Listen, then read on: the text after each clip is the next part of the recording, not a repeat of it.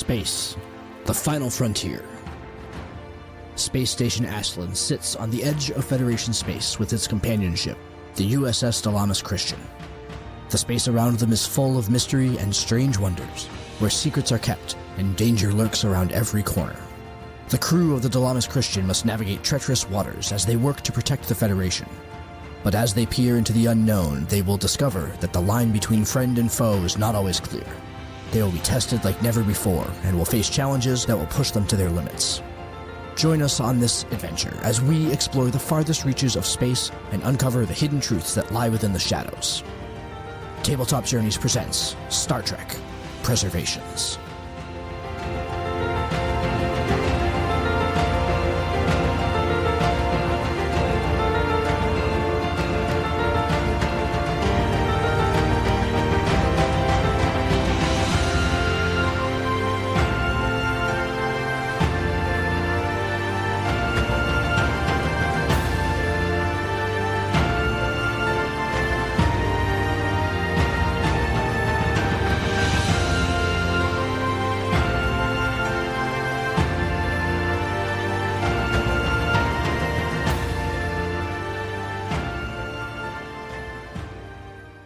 Welcome, everyone. I'm Leland Ika, one of the storytellers here at Tabletop Journeys.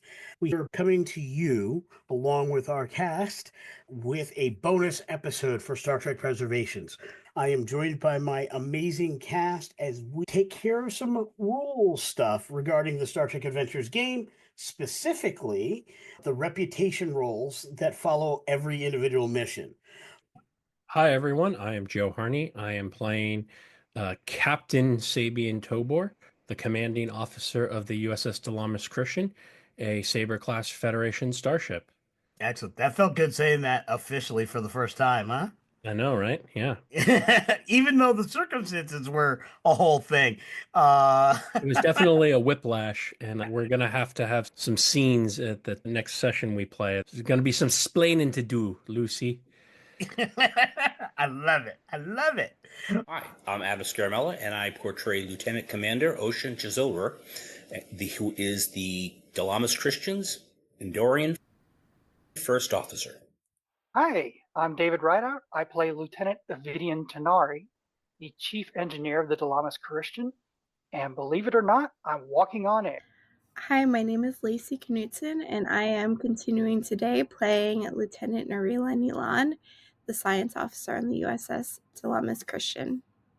We have just concluded our Season 3 opener, The Veil of Vengeance. It was an amazing episode, a great conclusion to the cliffhanger we left at the end of Season 2. One of the things we promised as we were going into Season 3 is we were going to be transitioning to the second edition of rules regarding advancement for the characters. We are back in this bonus episode to go through the reputation. This is a portion of the advancement system. As Jim Johnson, Michael Desmiuk, Al Spader, and so many others are happy to say, Star Trek Adventures RPG, whether you're playing 1E or 2E, and we are definitely playing 2E, is not a level system. It is not do a thing, choose a new level, get a bunch of new powers, get a higher level weapon or whatever. That's not how this game works. This is a much more narrative game, and it does feel a lot more like a show. Character changes are more narrative. They're about the values, they're about those things, but there are some things that need to advance. Again, we're playing a game, so we want to have senses of accomplishment. And I do think the reputation roles and the reputation system is perfect for that. That said, we're going to jump into the basics of what that reputation system is, what it entails, and how it works. So the basics of the reputation rules are found in the Star Trek Adventures 2E core rules on page 171. And that's effectively a one-sheet kind of page, so it's a great spot to start to kind of have a look at what you're going to do, the actual nuts and bolts of the system, within a chapter that provides all the information that we're going over. One of the things that's very important is we always want to, as GMs, describe the mission directives. That's a key piece of this reputation role process. It is something that is inherent if you're playing any published adventure. It's actually written, so it's nice and easy. But the best practice is to make sure you're telling your players that before you actually start playing. So on a meta level, players should know what the mission directives are. That is something that we are getting better at here at Tabletop Journeys. We didn't do that when we started this part of the thing a couple of months back, but it is something that since doing these roles for radio, I've been learning that I need to be better and more direct about stating what those are. So again, the mission directives, generally a published adventure has at least 2, sometimes there might be more. For the purposes of our show, each mission from now on will have at least 2. But there's also what we like to call here at Tabletop Journeys campaign or season directives. So, for example, season 1, the directive was to build a better rapport with the area, the region surrounding Aslan Station. That actually is a directive that we have even now. There's also the continued Epsilon investigation. So, have you made progress towards handling this encroaching threat? That is always a directive for this particular campaign. So we have some overarching campaign directives as well as individual mission directives. We're going to get better here on the show about explaining that at the beginning of each individual adventure so it's nice and clear. You'll see as we ask the questions why that becomes important. As the GM, I'm going to ask each of my players, and I ask all at once, and then they each respond and they tabulate their own answers. I'm going to ask a series of yes or no questions. The first set of yes or no questions are what's known as positive influence questions. And essentially, they write the number of yeses that they have to all of those questions. The second set of questions that I'm going to ask are the negative influence questions. Once again, I ask the questions, players will tabulate their answers, the number of yeses for those negative influence questions. From that point, we are going to go ahead and do the rest of the rolls. The number of yeses is equivalent to the dice pool that the player gets to roll. The number of no's is equivalent to the challenge difficulty or the difficulty challenge rating of this roll. The target number for the players is equivalent to 7 plus their current reputation score. So a player who has a 3 reputation, which is standard at the start, would have a 10 target number to reach. Anything under a 10 is a success. Anything under their current reputation score becomes a critical success, counts for 2. That said, once we have that all figured out, the number of successes is the number of acclaim points the player has. They can then expend those acclaim points to gain different benefits, whether they be awards, improvements, or other character enhancements. And we'll go over that bit later. It is recommended that when you are going through these reputation rolls, that you start with the highest ranking officer in your crew and work your way down in order. The reason for that is there are certain rewards that can be passed on to officers in one's command. So if you start at the bottom, you might miss something that might be available. So that's why we start at the top, work our way from there. So with this reputation rolling system, every character has a reputation number. Player characters start with 3. It can then move up or down based on the things that happen mission by mission. What we're doing is evaluating those things that happen. The first thing we do is I will ask a series of questions. The player will then document their answers, tabulate that. There's a second set of question and answers. I'll ask those. The player will then document those, and then there's a set of roles that will follow. The mission directives for the episode in question, Season 3, Episode 1, Veil of Vengeance, was very straightforward and simple. Build rapport with the region, increase Federation presence, and then, of course, the Epsilon investigation. So those are 2 general directives. As far as the mission-specific directives, very simple. Defend Aslan Station, defeat the enemy flotilla. Those are your directives. Dilithium crystals are charged. Our EPS conduits are prepared, and I think we're about to get ourselves started. And positive influence questions.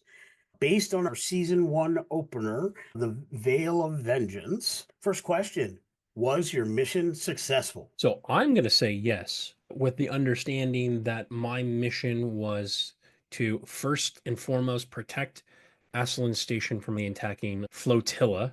I won't even give it the respect of calling it a fleet. And then, secondly, doing it in a way that resulted in the fewest number of deaths and destruction as possible, taking out the Rama, getting Stevenson off the bridge into the transporters, and then giving the rest of the flotilla the opportunity to surrender or withdraw. All right. I would concur with that answer, by the way. I'm going to say yes. I absolutely agree. I believe it was. Yes. Did you positively use one or more of the mission's directives?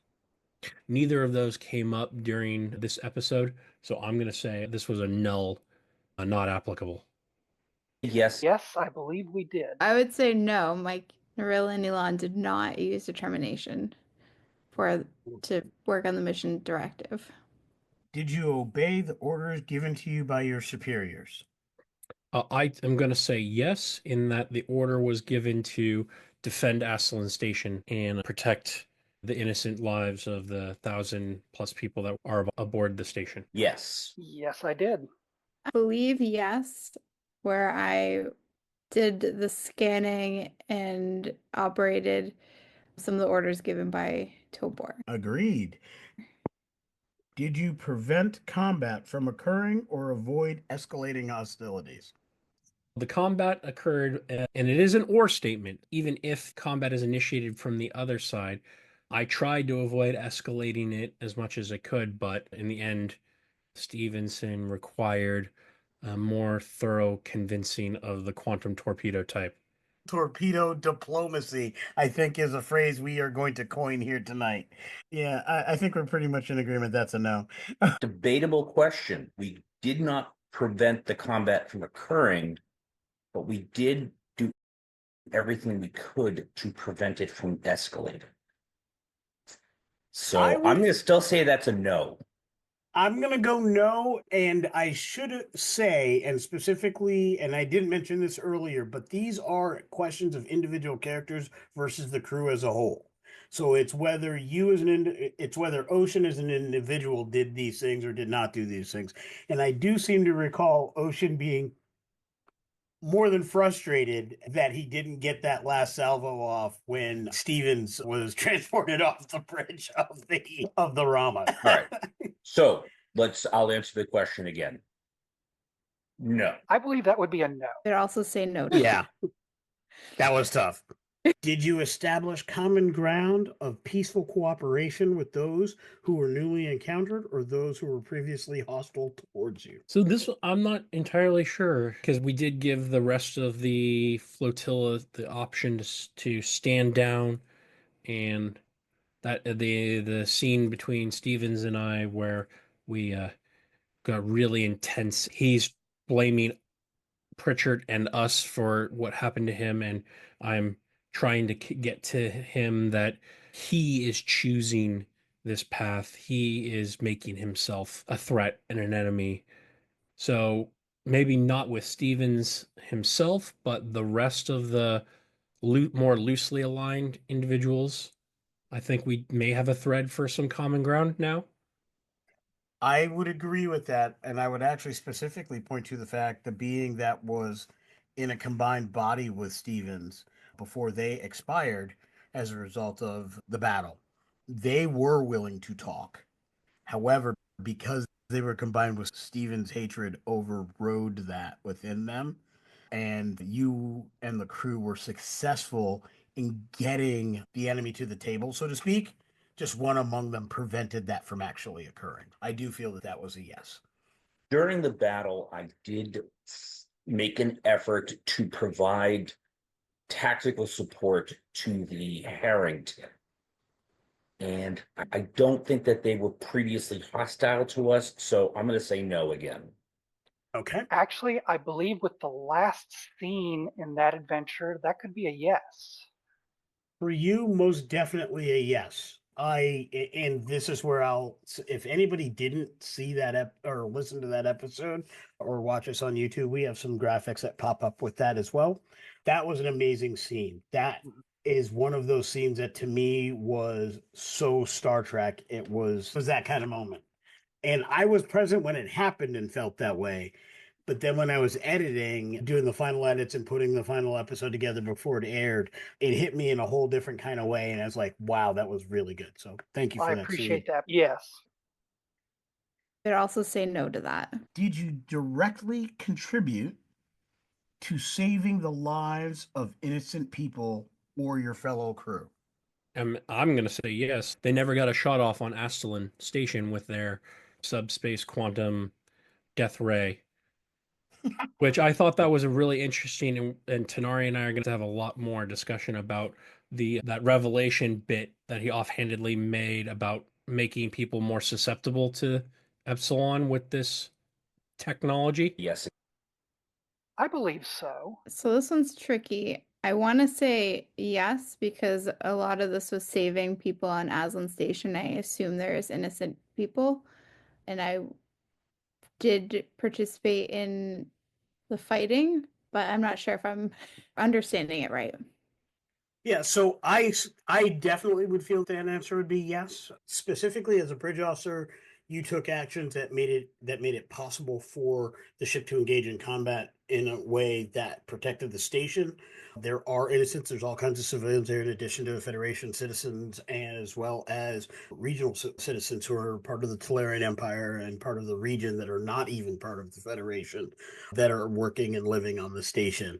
Definitely innocent lives are protected. And as far as protecting your crew, what you did helped the ship survive, your crew's on the ship. So yes, I think that's pretty directly an issue of saving the crew for a yes on that question.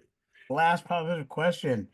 Did you take all reasonable action to render aid to those in urgent need or distress? I don't think this one was particularly applicable in this episode, though we did hand wave the battle cleanup at the end of it. So we did and would have rendered aid to the Klingon ship that Ocean once again lasered a nacelle off of, and the Romulans who Luson hit us behind and took the full torpedo one. That was a chef kiss narration, Lee. So I'm good either way. I'm going to say yes again. And I believe that's a yes because of the same reason for the last question. I don't know how to answer this question. I think probably no, it did not come up unless you're counting all our reasonable actions were to fight against the aggression. I think yes there, but I also think there was a moment where aid had to be rendered to the Harrington. The ship being able to provide that aid was largely based on the actions you were taking in the battle overall. The ship had to take on additional fights, do some shielding actions. So I think that would definitely be a yes. All right. And how many yeses for positives does that give you? I've got 5 of 7. That gave me 5. I have 6. 4 yeses. Let's jump into those negative influence questions. Was your mission a failure? I'm going to say no. No. No. No. Good job. Did you challenge one of the mission directives? I did not. No. No. No. Were you disobedient to your superiors? Nope. No. No. No. Okay. Were personnel under your command killed during the mission? No. No. No. No. Did you employ force to any ends other than the defense of self, ship, crew, or innocent life? I'm going to say no. No. No. I would say no, because all of the actions were in defense of Aslan Station. Did you employ lethal force during the mission? Yes. Yes. I think because of the nature of the mission, I'd say yes. I think no. Though it was combat, I was participating in it though, but I was doing scanning, so I'm not sure where that line is. I think different GMs might rule this differently. If I am saying that actions as a bridge officer, taking things in the course of combat is getting all the benefits of doing all the things, then I have to say the same in the negative. You were using lethal force as a ship and you were supporting that action. I think I am being consistent when I say I would rule that way. In this case, I would say yes to that one. Did you take any unnecessary risks during the mission? I don't think so. Numerous times I told them the instant they powered down their subspace weapons, we would stop engaging. I don't think they were unnecessary, risking the lives of 40 crew of a Saber class to protect the lives of thousands on Aslan. I think that was a necessary risk. Fair enough. No. This is Tanari. I'm going to But I say don't- yes. Yeah, I would think anytime you are engaging bold, whatever the attribute is, or whatever the department is, you're probably taking an unnecessary risk. There might Yeah. be a use case where that isn't the case, but with Tanari, you're going to Yeah. hit yes on that question more often than not. No. Did you cause or allow through inaction innocent life to be lost during the mission? I would say no. No. that's no. I would say no. Did you lie, cheat, threaten, or coerce others to achieve objectives during the mission? I would say no. If anything, I was not threatening. I was just stating the consequences of their continued belligerence.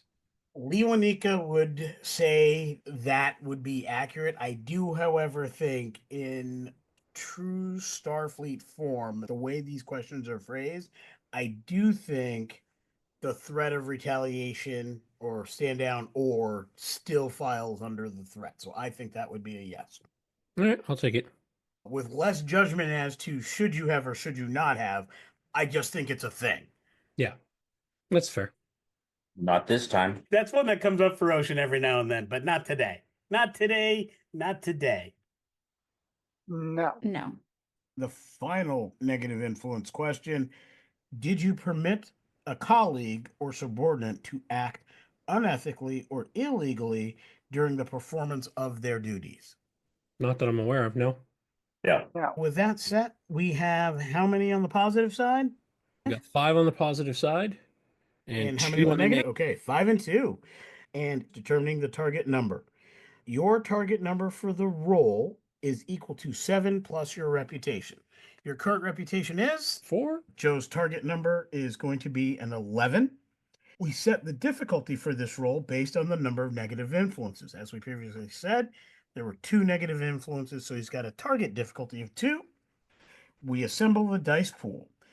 Joe's going to be rolling a number of d20s equal to the number of positive influences that he has, in this case 5. And bear in mind, with this particular dice pool, it is unlike any other dice pool in the game system in that you can have more than 5 dice if need be. So at this point, it's just 5. So he's going to be rolling 5 dice to see how many successes he makes versus a 2 difficulty. And I'm going to let Joe roll, and we will check for success. All right. Fire away, my friend. All right. So I've got a 2, a 7, a 6, a 10, and a 20. So when making these rolls, any d20 that rolls less than your reputation score counts for 2 successes. So my reputation being a 4 right now, that means my 2 is a critical success. So it means I have 5 successes. How many total successes? So I have 5 total successes, 3 more than I need. So I am going to generate 3 points of acclaim. All right. And how many negatives did you have? Just the one. All right. So we have our task difficulty of 1. We have our dice pool of 7. And what is your target number, which is 7 plus your current reputation?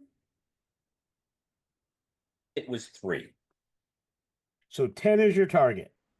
All right. Let's see what we got here. I have 3 successes, and one of them is a 1. Anything less than your reputation score counts as a critical. Okay, so I will have a 2 plus a critical, which is 4. Okay, so you have 4 acclaim. All right. So the way this works with the reputation roll is as follows. We're going to determine your target number. And that target number is going to be 7 plus your current reputation. So what is Tanari's current reputation number? Current reputation is 3. So 10 is your target number for success. Your difficulty on this roll is going to be the number of negatives, in this case, 1. So you have a 1 difficulty. Okay. So that was 6. Yep. And so I need to get under 10, I believe it is. Yep. I have 3 successes. So subtracting the 1 difficulty, I have 2 net. Okay. Surprisingly enough for Tanari, no 20s. Okay, I did not get any below 3. All right. How many total successes at this point? Total of 3 successes. All right. Great job. 3 successes. 2 acclaim points because I had a difficulty of 1. How many of the negatives did you have? That is 1 negative influence. In episode 1, what was your reputation score? 3, I think. Yep. Okay. So your target number is going to be 3. You have a dice pool of 4, and you have a challenge difficulty of 1. So you only need basically 1 success to be successful. Everything over 1 becomes your acclaim. Okay. My target number is 7 plus my reputation, so 10, right? Correct. Okay, I got 3 successes. Now, back to the audience, what acclaim points are, it's basically a meta currency that you use to pick up or affects abilities, awards, rewards, things for your character. So the acclaim itself is a meta currency that you have earned through role play and through the reputation rolls, but you're spending it on things that will impact your character directly in many ways. To rapidly go through some of those options, but not spend a whole lot of time, there's a 1-page cheat sheet, which is what I was reading off of. That's page 177. Following that, we do have the use of acclaim. There are a number of different awards that you can use. There's the possibility of elevation. You can always commend someone, one of your subordinates. You can gain favor, basically a contact that you would have achieved during the course of the adventure, somebody you would have the ability to work with and count on for information down the road. There's the possibility of increasing reputation. You'd have to basically use a number of acclaim points for what you're trying to achieve. So from 3 to 4, you would need 4 acclaim to get to increase your reputation. Promotion, depending on what you're going for. Those are the options in a nutshell. And how would you like to use that acclaim? I feel bad because I feel like if I don't spend my acclaim on this, I'm metagaming because it costs 3 acclaim to get promoted to the next highest rank. At the end of the session, I received the promotion to captain, so I feel like I should spend this 3 points of acclaim on that promotion. Do not feel bad about that. That is an acknowledgement that we have not engaged in the system for 2 whole years of gameplay. A lot of what I did at the end of season 1 was give a bunch of things that were basically, you guys spent a whole season. I didn't understand the advancement system, so I gave things that seemed reasonable for that. I later found out that we actually pegged that fairly close to the mark, given the amount of episodes we did, without even engaging in the mechanics. That is a shout out to the mechanics being so narratively strong that it just makes intuitive sense. But now we have the framework so I can make sure it's more evenly applied. Freed of the guilt of not doing the promotion, how would you like to spend your acclaim? Honestly, I think I want to spend all 3 of the acclaim to gain the favor of our new ROC admiral who's taking over for Pritchard, so that we can start with a non-hostile working relationship from the get-go. Would that throw a huge monkey wrench in your plans, Lee? And if so, I'm definitely doing it. yeah. Not a deterrent, by the way. I just want to know so I can giggle some more. That was unanticipated, but as I was forming the relationship, clearly there were some tensions rising. Using your acclaim in this way will alter the trajectory of the way things could have gone. Then we'll just have to wait to see for future episodes where the narrative will explain how that expresses itself. But absolutely. Yeah, I think that's how I'll go for it this one. I hate the evil admiral stereotype that is threaded through almost all of Trek. And so I want this new guy who we actually haven't even gotten a chance to meet yet to be one of the good ones. Yeah. Adam, given all that, how would you like to spend your acclaim today? So, real quickly, the game favor is they're actually doing it like this guy owes me a favor, as opposed to where Ocean is cultivating his connections. So there is a weird narrative, how you met them, how you interacted, interplay, whether or not somebody would really qualify to be utilized for this. So, for example, if in that process you cut a joke and made one of the guards laugh with presence, you might use this quite adequately for a one acclaim point Okay. All right. So contact. that's out. I was Yeah. going to see about getting game favor with him, but I was thinking it was more like the old White Wolf influence kind of approach. It's a bit more narrative. It has similar vibes to that, but it does require that certain role play things had to happen in order to be able to engage it. Okay. So I think the best option is for Ocean at this point is for him to be promoted from lieutenant commander to commander. Dig it. Our commander is being promoted as well. Correct. So we have a promotion for Ocean. He is now Commander Ocean, Executive Officer of the Dilamus Christian. How would you like to spend your acclaim? Can we save a claim and save it for later? Unfortunately, we cannot. A claim must be used at the conclusion of the mission in question. Okay, then.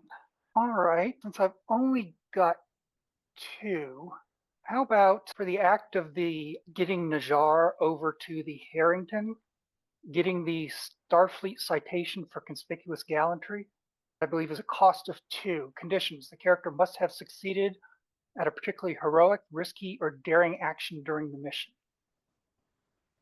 The benefit for that is once per mission, when the character pays for an immediate momentum spend, by adding threat, they may roll 1d20, and if the result is equal to or less than the character's daring, one threat is immediately removed from the game master's pool. That is a nice one. Do I have to decide who that contact is right now? Absolutely not. We'll just write down that you have a contact, and then that's probably something you want to know before you do the next session, which will be with Josh. That way he knows who that is, whether that character comes up in that situation or not, but that way he'll know who it is if we don't already have a NPC character sheet drawn up, which we probably do. We would probably, because it's now a contact, elevate that from a minor to a notable NPC. So they might get a few other gizzies just because they're now your contact. We want them to stand out a little bit more. Awesome. I'll look at the crew manifest and find someone that makes sense. And I think that's a good use too, especially as I'm like definitely constantly almost flailing as my duties as a science officer. It'd be nice to have some contacts to help. Veil of Vengeance has been a ton of fun. It was one of our best starship battles. We really started knocking the dust off of that process. I think there's, as with anything, there's always room for improvement. We'll get better at that, but this went much better than I would have ever been able to do a year or two ago, and could not have done it without our cast. If you like the mechanics information we're providing here or have questions on them, want to know more, click on the links. Ask us the questions in the comments. Hashtag call your boys TTJ. Thanks everyone for joining us here at Tabletop Journeys with the amazing cast and crew of Star Trek Preservations. This episode was so much fun to be a part of. All I can say to everyone out there listening to us is play this game. Quick starts are free. There's all kinds of good resources. Chat with us, Join our Discord, join our Facebook group, get hold of us, join our Patreon.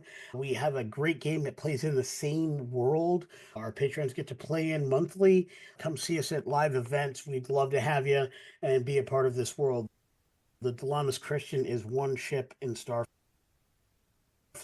I am happy to run as many games as I can physically run, so we have a lot more ships in Starfleet. Come along, we're going to have some fun. Beam up, and let's go take on the stars.